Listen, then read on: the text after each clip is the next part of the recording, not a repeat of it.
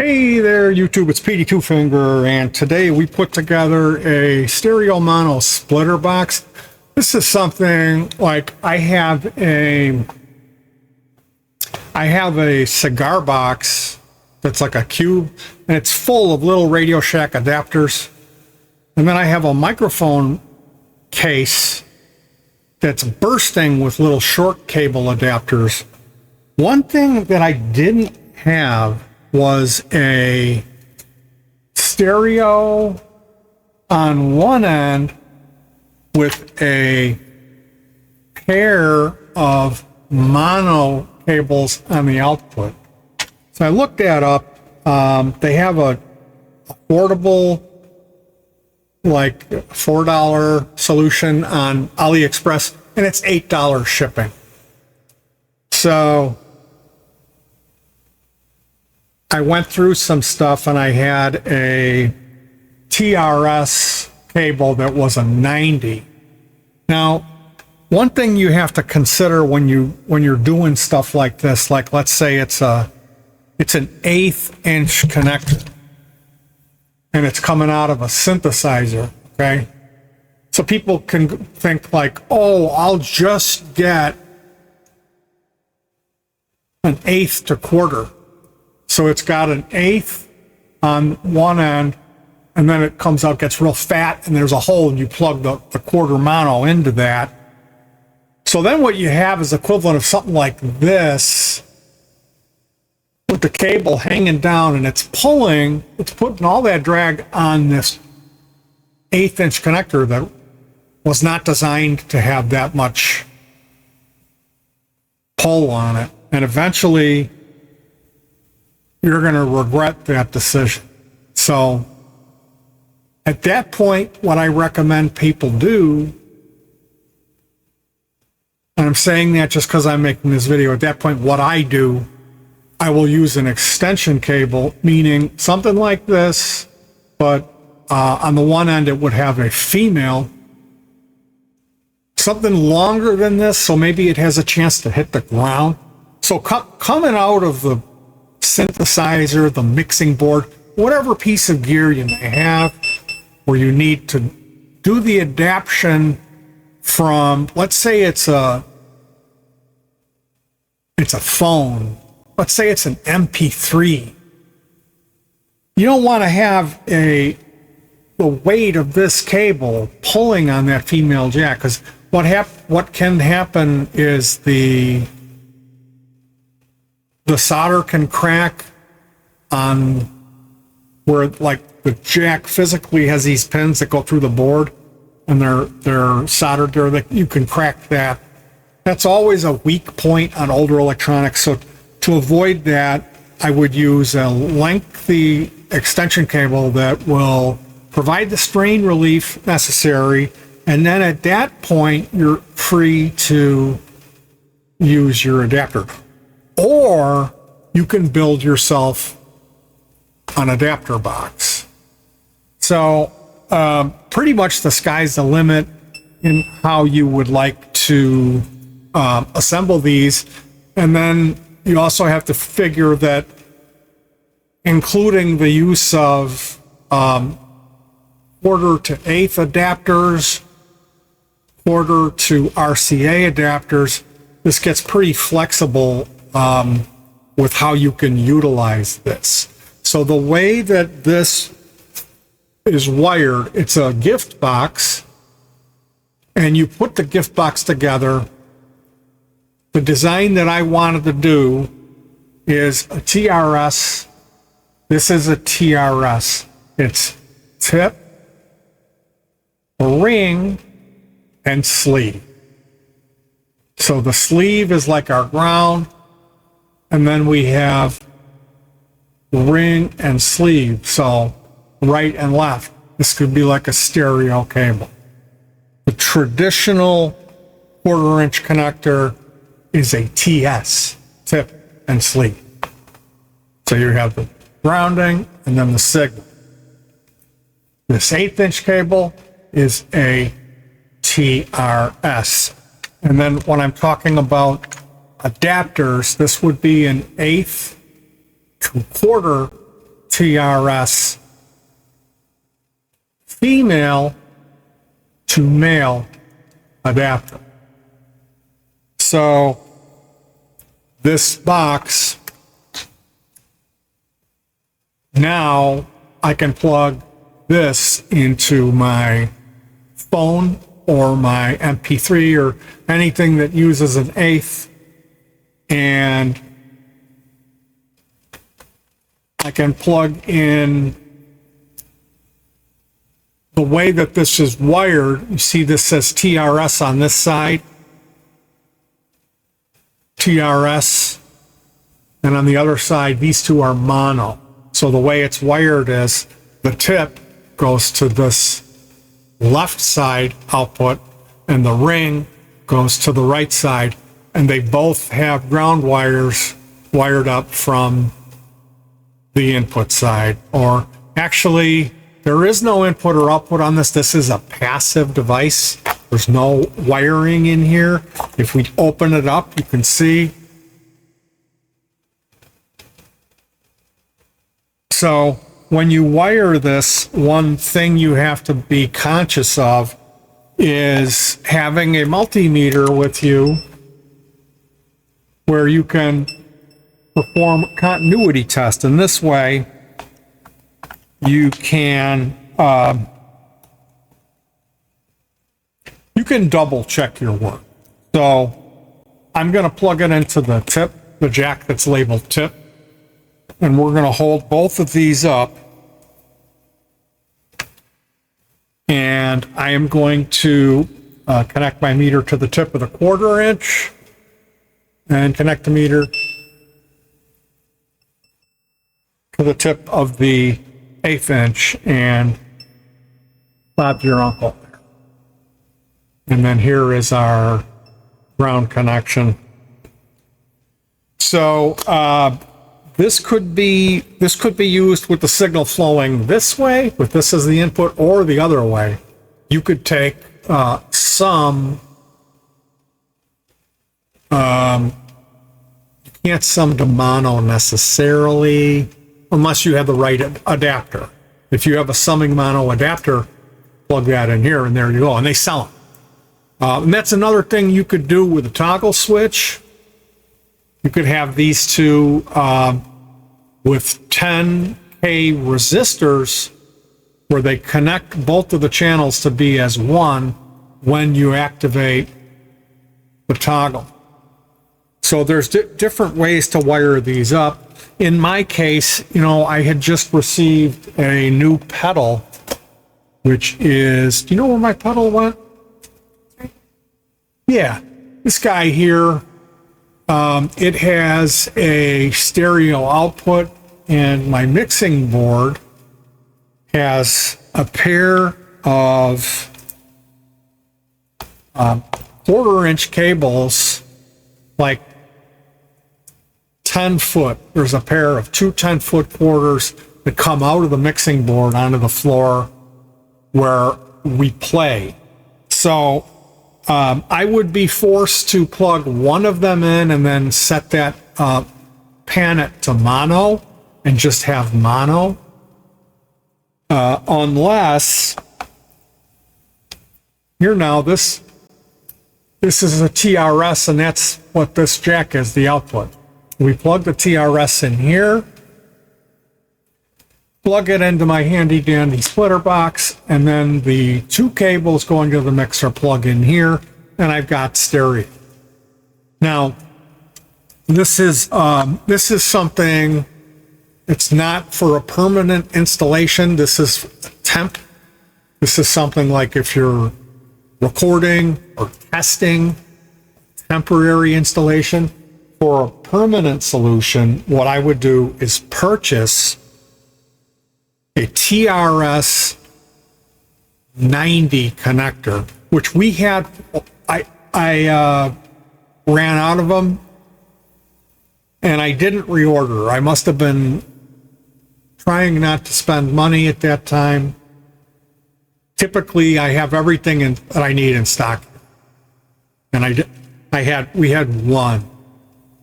So you would take shielded cable, like this type of cable, or maybe a little bit smaller diameter if you can find it. And you have to remove the shielding to get the two cables to squeeze through the hole allotted for one. It's not an easy job soldering TRS cables. It's a pro soldering job. And you have to cut everything just to length and apply just the right amount of heat, or you'll risk like melting stuff together. And like if you're going to do the ground, you can't like get in there and really cook it.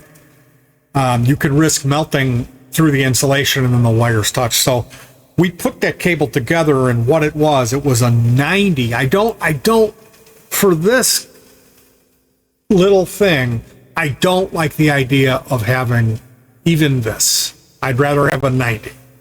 I just feel better about it.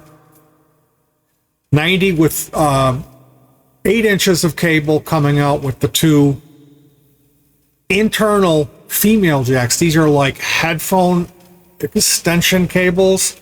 They have a female 1/4-inch receptacle that's long, and it comes down with a spring on it. So you would have a 90 on the one end, 8 inches of cable, and then two of those mono 1/4-inch females. And that's what we put together.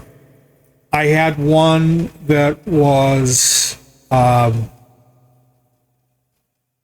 it was a pair of the female external connectors coming into a mono 90 that someone else had built, a pro builder had put together.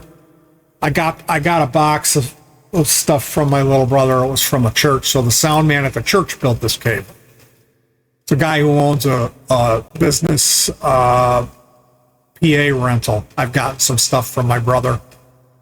So I removed that mono 90 TS connector, and we spent quite a bit of time prepping it, and it was, would you say that was really neat? The work that I did on that 90. Oh, neat. Like, yeah. yeah. There was no, confidence was through the roof high. Like sometimes I'll solder something together and I'm like, I don't know. Usually I'll redo it at that point, but this was really well done. We got done, and the first thing I always do, I find myself testing all throughout the process. Every time you can test something, test it for continuity. Well, I didn't test the TRS 90 connector, and it was shorted between the ring and the tip. So when I got done, I'm getting cant between these two. Beep. So we unsoldered it, and then I tested the connector, and the connector, I can't see anything. There's nothing touching. It doesn't look like it's ever been cooked. The ends are all fine. The plastic's never been melted. It's like, how is this shorting? But they do. I mean, you never know. So the next option would have been to just order stuff from China and then wait for 3 weeks. In the meantime, now I built this box. This type of 1/4-inch connector, I got 50 of these for like $3 or $4. They're TRS, and they don't have a real lot of thread for you to grab onto. It's a really small amount of thread. But if you're doing a lot of projects, having a drawer full of extra connectors that you can use is nice. And I've actually been inside of like Dan Electro Pedals use these connectors. You'll see these connectors from time to time on more affordable units. But I just thought this was worth making the video. It's an idea. Like, I didn't think of it right away to like, hey, make a box, and then you've got TRS cables. Maybe they don't all terminate in 90s. Put But this way I could at least, if we feel like, you know, and maybe what I'll do at some point is, I thought it would be interesting to,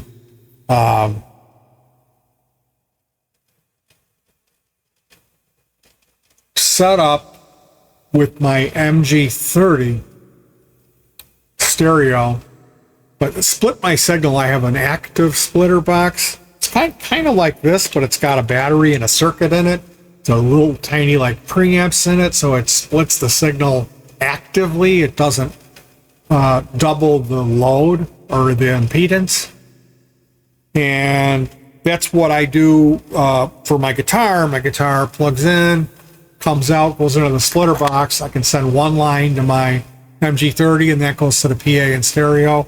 Then that secondary line can go to this and I can have a choice of going mono or stereo back to the board. In this case, I think I would go mono.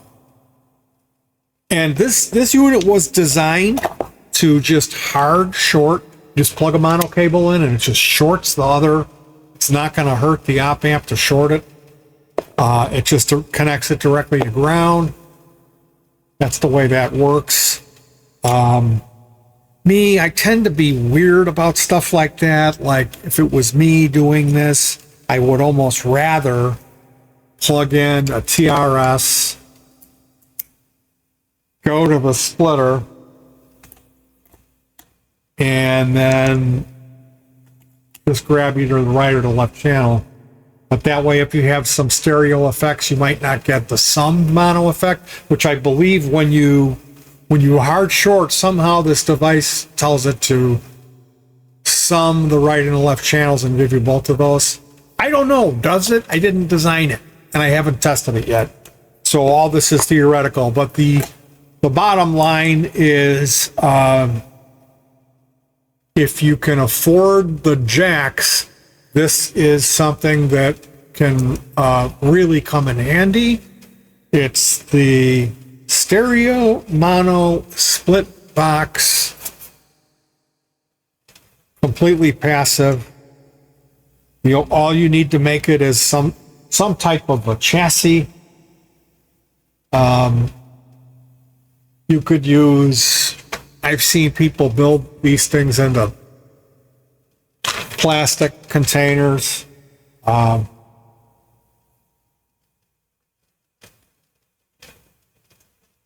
Like the smaller pill bottle that works well to conceal one of these jacks. You drill a hole in the bottom of it, and it's up to you if you want to use the lid. You don't have to. But I have a pill bottle that has a 1/4-inch female TRS, and then coming out of it is 2 male. So, you know, I could have unplugged the cables in the mixer, plugged that thing in, put an adapter in it, and then or use a 1/4-inch TRS cable. I've got those. You know, when you have the cables and the adapters, you can mix and match as you go. And you know, I really like using 1/8-inch stuff. I really do. It's easier on your feet when you step on it. I don't know. I have a TRS, like a 15-foot extension. It's got a male and a female. And then I have splitters that branch out to 1/4-inch 90s on both ends. So I can plug those into my stereo multi-effect, run it to the board, and then plug that into the board. Mind you, I'm doubling up on the connections, but so it's not the purest signal path when you're using all these little adapters and all that. But it's really not too many of them. interestingly enough, I've been using my phone to program sounds and patches with the Realton GP5. This is a really, you should get one of these. Buy it from inside the continental United States, and you'll only pay $86. This is the best guitar device ever made. For its price, this is it. This is it. So,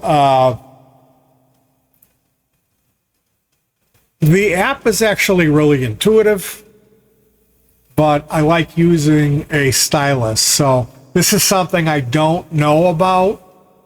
I'd like to get a stylus that has rare earth magnets built into it, so I could have it attach itself to the,